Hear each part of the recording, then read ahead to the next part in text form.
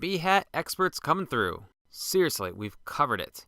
Behat reads the steps, finds a function using the nice little pattern, calls that function, and then goes out to lunch. That's all that behat does, plus a few nice extras. Let's dive into some of those extras. This scenario creates the John and Hammond files inside of this directory, but doesn't even clean up afterwards. What a terrible roommate. Let's first put these files into a temporary directory. We'll use the construct function because that's called before each scenario. Type makedir test and changedir test. Over in the terminal, delete the John and Hammond files so we can have a fresh start at this. Rerun behat for our ls scenario. Everything still passes, and hey look, there's a little test directory, and the John and Hammond files are inside of that. Cool. Ready for the problem? Rerun that test one more time. Now errors show up that say makedir file exists. This error didn't break our tests, but it does highlight the problem that we don't have any cleanup. After our tests run, these files stick around. We need to run some code after every scenario. behat has a system called hooks, where you can make a function inside of your context and tell behat to call it before or after your scenario, entire test suite, or individual steps. Create a new public function inside called public function move out of test dir. This will be our cleanup function. Use changedir ... to go up one directory. Then, if the test directory exists, which it should, then we'll run a command to remove that. To get behat to actually call this after every scenario, add an after scenario annotation above the method. That's it. Let's give this a try. The first time we run this, we still get the warning since our cleanup function hasn't been called yet. But when we run it again, the warnings are gone. And if we run ls, we see that there is no test directory. We can do the same thing with the makedir and the changedir stuff. Create a new public function move into test dir. And we can make it even a bit more resistant by checking to see if the test directory is already there and only create it if we need to. Above this add before scenario. This is basically the same as putting the code in construct, but with some subtle differences. Before scenario is the proper way to do this. When we run things now, everything looks really nice.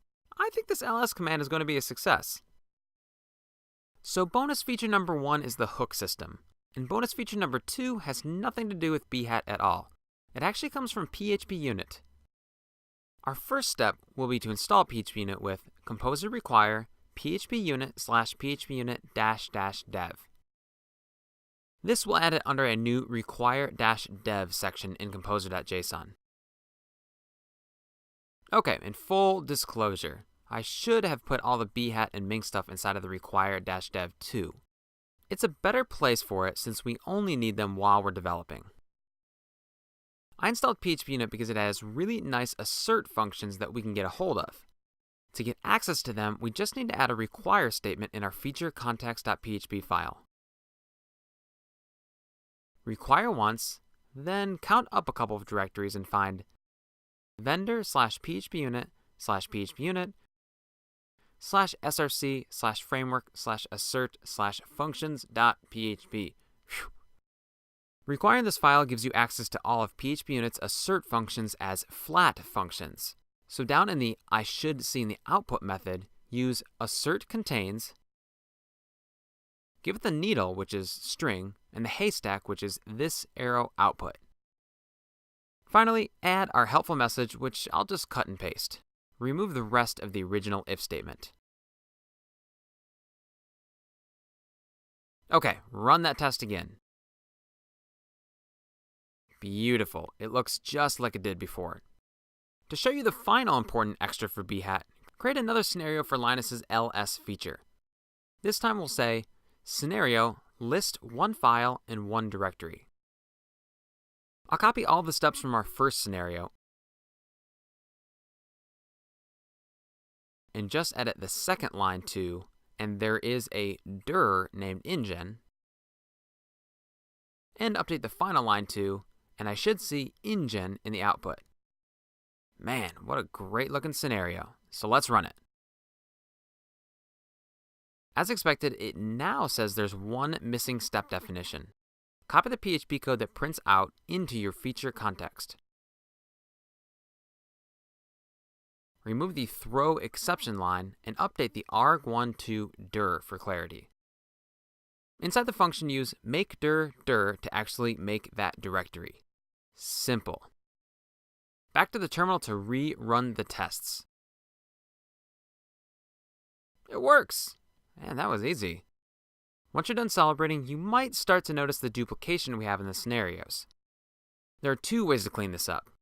The most important way is with background. If every single scenario in your feature starts with the same lines, then you should move that up into a new background section. Now I'll change the first line of and in each of these to given. I don't have to do this, but it reads better to me. Now behat will run that background line before each individual scenario, and you'll even see that. The background is read up here, but it actually is running before the top scenario and the bottom one. We know this because if it didn't, these tests would definitely not be passing.